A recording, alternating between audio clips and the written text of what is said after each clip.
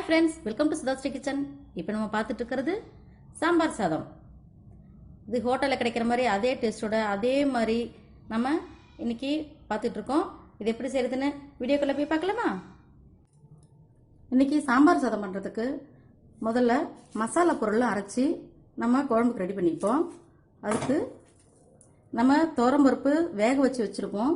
இருந்தாலும் இப்போ வறுக்கும் போதும் நம்ம துவரம்பருப்பு வறுத்து அரைச்சோம்னா ரொம்ப வாசனையா இருக்கும்.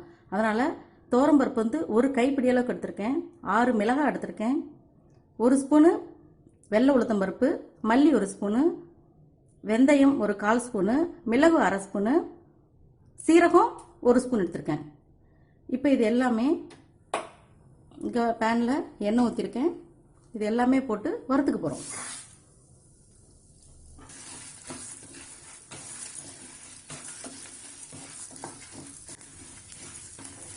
நல்லா பொன்னிறமாக வர்ற வரைக்கும் இதை வறுத்துக்கிட்டு கடைசியில் இந்த தேங்காயும் சேர்த்து வறுத்து இறக்கணும்.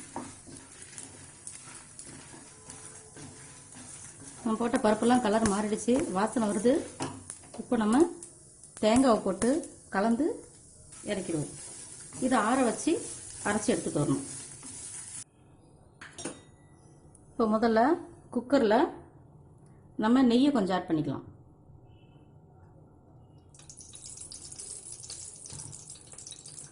நெய் ஆட் பண்ணிட்டு கடுகு கொஞ்சம் போடுறோம்.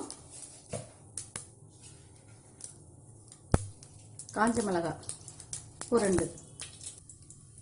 அதுக்கப்புறம் நம்ம கட் பண்ணி வச்சிருக்கிற வெங்காயம்,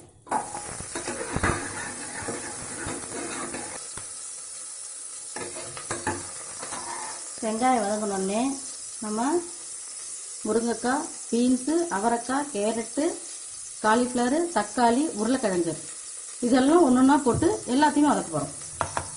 முதல்ல தக்காளி போட்டுருவோம்.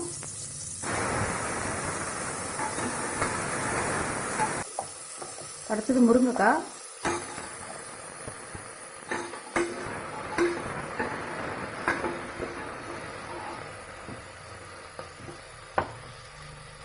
அதுக்கப்புறம் காலிஃப்ளவர்,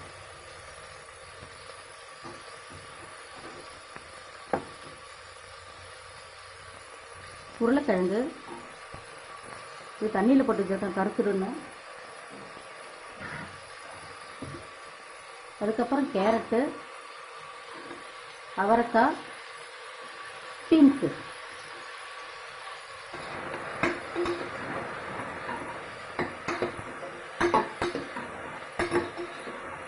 எல்லா காயும் நல்லா கலந்துப்போம்.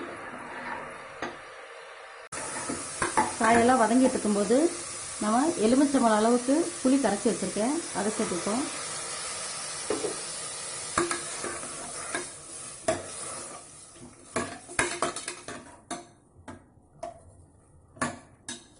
அதுக்கப்புறம் நம்ம வறுத்து அரைச்ச இந்த மசாலா கலவையை கொட்டுறோம்.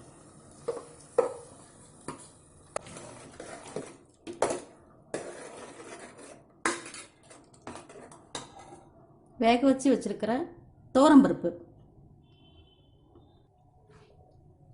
இதில் அரை அழகாக எடுத்தேன்.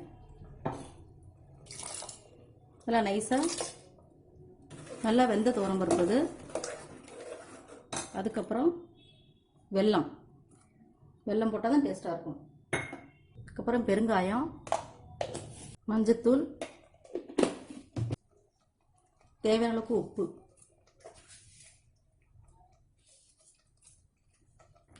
இப்போ இந்த குழம்பு கலவை வந்து ரொம்ப கெட்டியாக இருக்குது. இப்போ இருந்தால் அடி பிடிச்சிரும். கொஞ்சம் தண்ணி சேர்த்துக்கலாம். தண்ணி ஊற்றிட்டு நல்லா கலந்து விடணும். அடியில் எதுவும் கட்டி இல்லாமல் நல்லா கலந்து விட்டுட்டு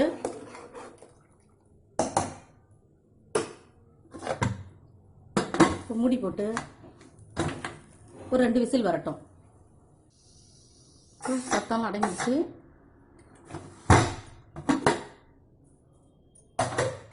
இப்போ கருவேப்பிலை, கொத்தமல்லி தழை 2 சேர்த்துப்போம்.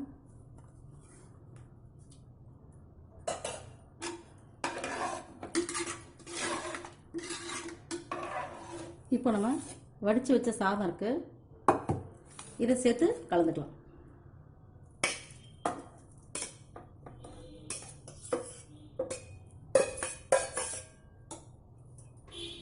இப்போ அடுப்பு ஆன் பண்ணிக்கலாம்.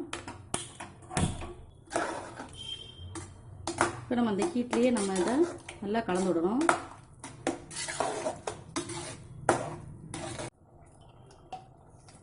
இப்போ இதுக்கு மேலே 2 ஸ்பூன் நெய் சேர்த்துக்கிறோம். இப்போ வாசனையாக இருக்கும். ஒரு 10 நிமிஷம் வச்சு இந்த மாதிரி கலந்து விடுவோம். ஹோட்டலில் இருக்கிற மாதிரியே சாம்பார் சாதம் நம்ம வீட்லையும் ரெடி ஆகிடுச்சு. பார்த்தீங்களா, குழம்பெல்லாம் ஃபுல்லாக இழுத்துருச்சு. நம்ம வேக வச்ச சாதம் சேர்த்தோம் இல்லைங்களா, அது நல்லா இன்னும் குழைய அப்படியே வெந்திருக்கு. பார்த்தீங்களா, ரொம்ப வாசனையாக இருக்குது.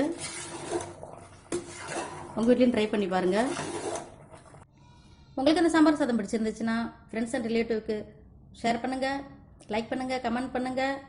ஆனந்தமாக சமைப்போம், ஆரோக்கியமாக இருப்போம். தேங்க்யூ.